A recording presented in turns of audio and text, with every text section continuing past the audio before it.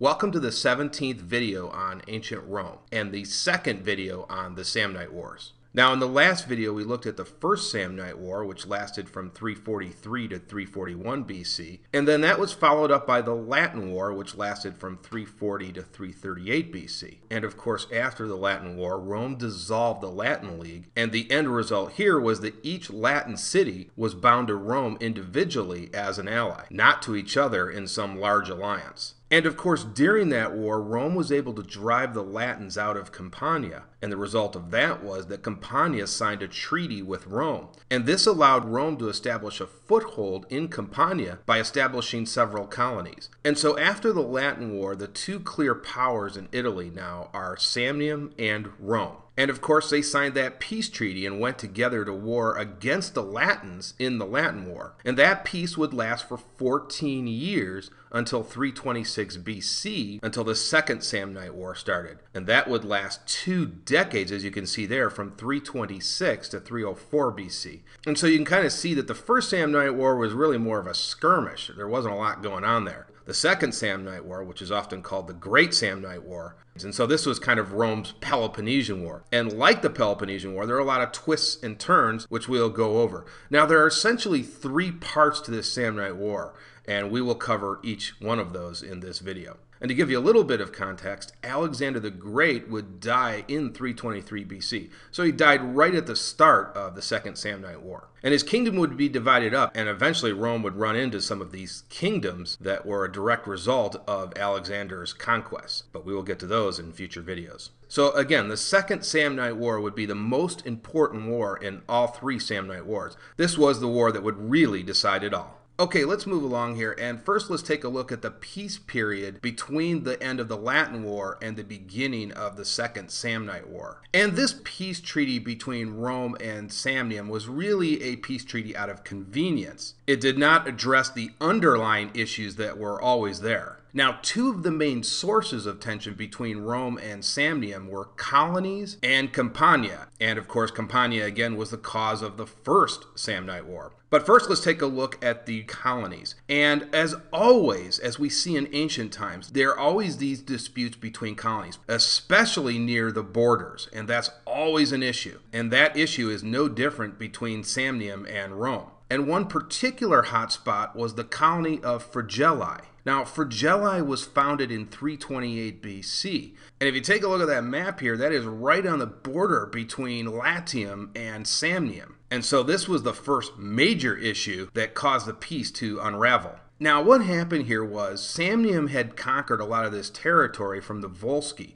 And this is actually called the Liris River Valley, this whole area right in here. And Fregellae was actually founded on the other side of the Liris River. So this caused a lot of tension between Rome and Samnium. And so Samnium basically told Rome to get out of town, and they asked them to leave that colony. Rome didn't refuse this initially. They actually wanted to negotiate with the Samnites. But the Samnites refused and arrogantly told the Romans to meet them in Campania to fight it out for control of Italy. And so that's the first major issue that we see. And the second major issue was in, yep, you guessed it, Campania. Now, initially, the Roman settlements focused on the northern part of Campania, and they had some critical allies there, including Capua, who we talked about in the First Samnite War. But Roman settlements started to push into the south around the city of Neapolis, and that is modern-day Naples. And so the Samnites were pretty concerned about this, and this really turned into a struggle for Campania. Both sides wanted control of this vital territory. Now, the Samnites were going to concentrate on helping out Neapolis. And Neapolis was still under Greek control,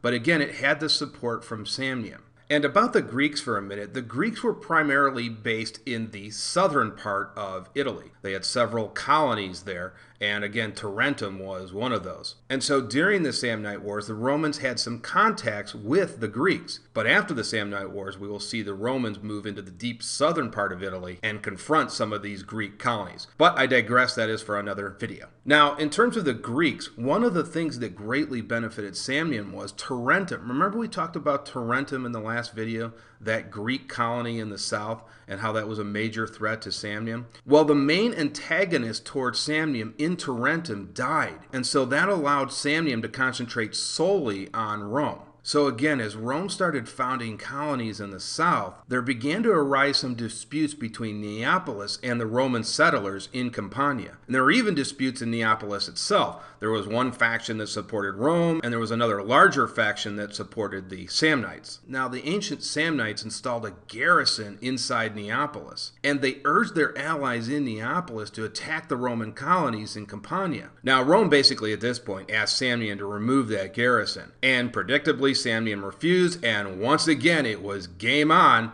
and war started once again in 326 BC. Now, in the first stages of the war, Rome did pretty well. They won several battles in Samnium itself. Now, those were pretty bloody affairs, but they did win them. And then they were able to send an army all the way down to Neapolis, and that also fell to Rome. So at this point, the Samnites sued for peace, but Rome rejected those terms. Now, those terms were pretty unfriendly to Rome, but since events on the battlefield were going Rome's way, they had no real reason to accept those type of terms. But everything would come crashing down for the Romans at the Battle of Caudine Forks in 321 BC. And you can see that area on the map right here. And so what happened here was Rome invaded Samnium from Campania, but this was in the Apennine Mountains. And there was an endless maze of mountains, passes, heavy forests, and this was not a good area for the Roman phalanx. And remember, they're still using a phalanx at this point. Now, the Romans were used to that nice geography in Latium and Campania because those were essentially flat plains. But here in the Apennine Mountains, where the Romans were vulnerable to flank attacks, the phalanx really was not suitable, and they would find this out the hard way. And soon after they entered into Samnium at the Caudine Forks, they were surrounded by the Samnites. And worst of all, their communications and line of retreat were blocked by the Samnites. So the situation was pretty dire. Now, at this point, the Romans wisely decided to head back to Campania. And so Livy will tell us that the Romans tried to break out through the Samnium lines. But despite ferocious fighting, the Romans were eventually repulsed in their efforts. Now, facing annihilation, the Romans had no alternative but to surrender. And the Romans were forced to accept a very humiliating treaty. First, the Romans had to humble themselves in front of the Samnites and basically admit defeat. And then all Roman troops were required to leave Samnite territory. But worst of all, the Romans had to give up a lot of their territorial gains, including Fregellae. The Samnites also kept 600 Roman hostages to make sure the treaty was enforced. But it got even worse. The Roman army was stripped of all of its arms, and they were forced to pass under a symbolic yoke of spears. And so this was very humiliating to the Romans. Because for a Roman to be disarmed, that was considered one of the worst things you could do to a Roman warrior. And to make matters worse, now they had to pass by all of those spears that were confiscated. Now the rest of the ragtag Roman army headed back to Rome, and Rome was appalled by what they saw. And so this was an appalling defeat for the Romans, and it probably was undoubtedly the worst defeat since 387 BC when the Gauls sacked Rome. It was just that bad. And so this turned out to be a 5-year treaty, which we will examine right now. Now, this peace treaty turned out to be a priceless benefit to Rome because it gave the Romans time to organize for a massive counterstrike. And the last thing you want to do is give the Romans time.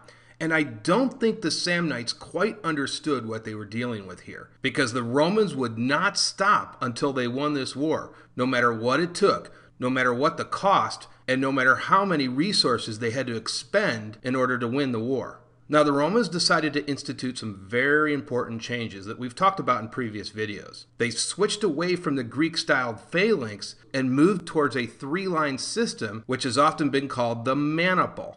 And if you want more information about this, and if you haven't been following my series, please go watch video number 2, and that will explain in depth what the maniple was. But to make a long story short, this gave the Romans more flexibility in their formation. And so now if they were attacked from the side or from the back or from the rear, they would be able to deal with that because now they had a system of reserves. And so it gave them more flexibility, especially to fight in Samnium, which was more mountainous, as we've talked about. Now, the Romans didn't stop there. They also looked to make some headway on the diplomatic front. And what the Romans did here was they created alliances with Lucania and Apulia. And you can see those two regions on the map right here. And you'll notice now that Rome is starting to surround Samnium with enemies. And so essentially they're bottling up the Samnites and trying to keep them in their own territory. And so now if the Samnites decided to attack Campania or Latium, they had to think twice about that because they might face an invasion from the south. And the final thing the Romans did was they strengthened the cities in southern Latium, especially against the border with Samnium, because the Romans had an eye to the future, and they knew very well that this peace wouldn't last, and they were determined to win the next phase of this war, which we will talk about right now. Now, the war resumed in 316 BC, and after the resumption of hostilities, Rome suffered a few more defeats, and as a result of some of those defeats, some of Rome's closest allies were on the verge of deserting, especially in Campania. And so this presented a serious problem for the Romans. And to make matters worse, in 311 BC, several Etruscan cities joined the war on the side of Samnium. Now, very importantly, not all Etruscan cities joined the war. In fact, several powerful Etruscan cities stayed out of this mess. Now, although this looked really bad for Rome, their reforms were starting to kick in, and actually Rome was getting stronger and stronger, while everybody else was getting weaker and weaker. And this point was knocked home by the fact that Fabius Maximus Rullianus defeated the Etruscans in 310 and 308 BC, and he essentially drove the Etruscans out of the war. And it didn't stop there. Rome achieved several victories in Campania and succeeded in driving the Samnites clear out of Campania. And the Romans were able to recapture much of the territory they had lost when they signed that 5-year peace treaty. And so now the Romans were in a very good position to attack Samnium itself. And so that tactic of surrounding Samnium with enemies paid off because Rome was actually able to invade Samnium proper. And this was enough to bring the Samnites to the peace table. And in 304 BC, Samnium and Rome were able to come to terms, and they signed yet another treaty. Now, by this point, Rome had really become one of the most powerful entities in all of Italy. They were a major threat to the entire peninsula. Now, one nice thing Rome was able to do here was they were able to build one of their first highways that connected Rome to Capua. And this was called the Appian Way. And this gave Rome the ability for easier access to Campania and southern Italy. And this would serve them well when they needed to move their legions and equipment down to the south. And this also allowed legions that were already in the field in Campania to be resupplied faster. And so this was another important factor in Rome winning the Second Samnite War. And this would not be the last highway that Rome would construct. They would construct several other highways across Europe that would connect all of their cities. And so on a final note, I really think that the Second Samnite War really represents the grandeur of Rome. They really came out of this war victorious because they didn't quit, and above all, Rome was able to look in the mirror and notice what the problems were, and more importantly, they fixed those problems. And so stubbornness was not a vice that the Romans had. Okay, I will see you guys in the next video when we will get to the third and final Samnite War.